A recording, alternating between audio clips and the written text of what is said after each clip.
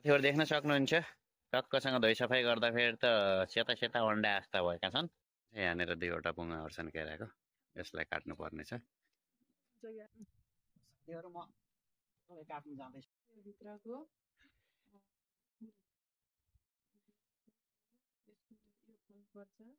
र यहाँनिर बोइल गरेर राखिएको छ भनेपछि यहाँ प्याज, लसुन अनि टमाटर र धनियाँ काटिएको। हाई गाइज, नमस्कार, welcome to my another vlog. साथीहरु हामीहरु बुढाबुढी फेरि पलतिर आलु खन्न जाँदैछौँ। यो आलु भनेको आजभोलिको होइन, फेरि अलि पहिले लगाएको, त्यो पनि दुईटा बुट्टा मात्रै लगाएको थियौँ। कतिको फलेको रहेछ भनिकन अब खन्न जानु पर्यो। कहाँ छौ रे तिमी? आलु लगाएको फेरि यताको भित्र साग खानको लागि लगाएको तोरी यस्तो भइराखेको छ। अब साग खाने टाइम भएको छ। हिजो पानी चारिदिएको, भोलिबाट यसलाई साग निकाल्न सुरु गर्ने हो। अहिले बाख्लो भएको छ। यहाँ बाख्रालाई घाँस राखिएको छ। यो राजमा हो लगाएको, फल्न त्यति फलेको छैन, अलिअलि त छ। अब यो कतिको फल्ने हो भन्ने कुरो मलाई पनि थाहा छैन। तर यसलाई पानी चार्ने हो कि भन्ने सोच भएको थियो, फेरि पनि छोड्यो। यो बाख्रालाई घाँस पनि होस् भनिकन छोडिदिएको। फल्न चाहिँ यो गोपी तोरी भइहाल्यो, यो आलु भयो। यहाँनिर कुनै चेक गर्ने, पहिला पलतिरको गर्नुपर्छ। यतातिर यहाँनिर यो भित्तामा खनेर रोपेको हो। बुट्टा देख्दा त देखिँदैन, अझ आलुको बुट्टा पनि देखिँदैन। ल निकाल त कतिको छ छैन। साथीहरू यहाँनिर बल्ल सानसानो दुईटा फलेको रहेछ, अरू छ छैन हेर्ने कुरो। साथीहरू बिउ लगाएको कत्रो छ, यो बिउ लगाएको। अनि आलु 4 दानाभरि भयो सानसानो है। अब हेर्दैछौँ छ छैन। उतिखेर खेतमा धान भएको, त्यो भएर भित्तामा लगाएको घाँस काट्ने भित्तामा के हुन्छ छैन, धेरै फलेकै छैन राम्रोसँग।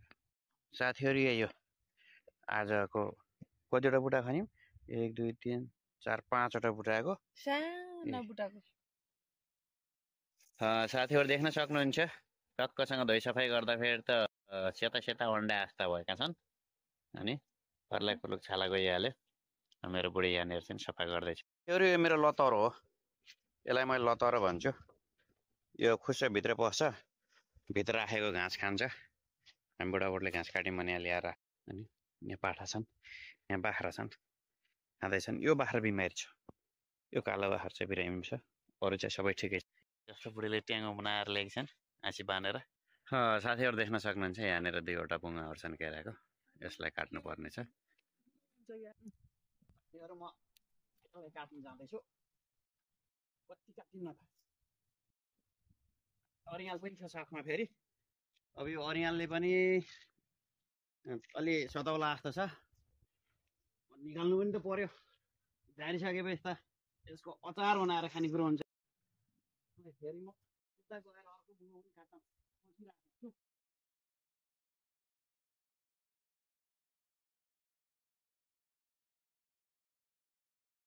यति भएपछि बच्यो, अरियालबाट पनि बच्यो।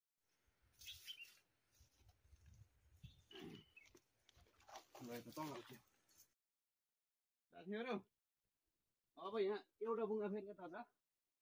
यो केरा लागेको केरा हो, त्यति धेरै फलेन। यसपालि नफल्दाखेरि मलाई योदेखि क्रोध आइराखेको छ, यसलाई म उडाइदिन सक्छु अब। तर यसलाई सिधा काट्नु पर्ने हो, फटिमुटी परेको छ। अब अग्लाबाट काट्न त्यस्तै हो। देख्न सक्नुहुन्छ 3वटा बुङ्गा भयो। आज केराको बुङ्गाको सब्जी बनाएर खाने हो है। अचार अचार गरी अचार चटनी थोरैलाई भन्छन् साथीहरू। ल 3वटा बुङ्गा बोकियो। अब लगभग केराको फलेको घरिदेखि उता 1.5-2 बित्ता आयो भनेपछि, एकातिर आयो भनेपछि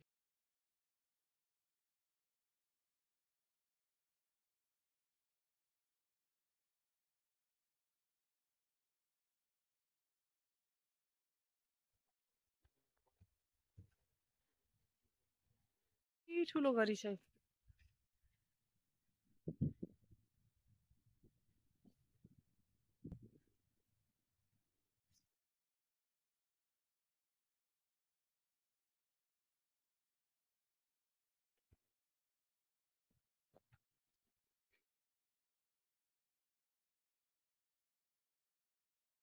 आजभोलि सिमी यति ठुलो भएको छ, अब फल्न सुरु छ।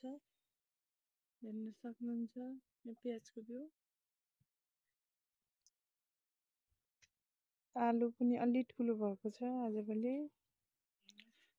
साथीहरू यहाँ सुरु गर्न लाग्यो केराको खोल्साउनको लागि। यहाँनिर पिठो रेडी बनाएको छिन्। पानी पनि छ, जगमा तेल पनि डब्बामा तेल छ, हातमा लगाउने। त्यता हावा चलिराखेको छ। आलु बोइल भएको छ होला त्यसमा नि यसमा हाल्ने। के परिकार बनाउँदैछौ? यो केराको बुवाको अचार बनाउन सकिन्छ। कसरी बनाउन सकिन्छ भनेपछि यो भित्रको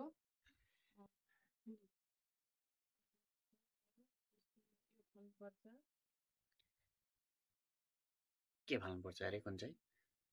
हेर्न सक्नुहुन्छ यो अचार गराउनको लागि यो भित्रको नसा यो चाम्रो हुन्छ, यो नसा चाहिँ फाल्नुपर्छ है। नसा फालेर अनि यसलाई बफाले साँधेर अचार बनाउन सकिन्छ। एकदम मिठो हुन्छ।